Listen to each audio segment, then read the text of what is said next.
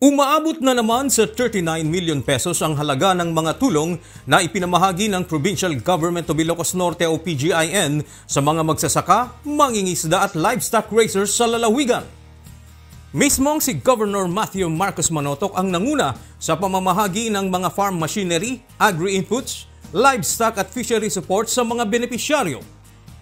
Ayon sa gobernador, bahagi ito ng programa ng PGIN na may layuning tulungan ang mga naturang sektor na harapin ang pagtaas ng presyo ng kanilang mga pangangailangan.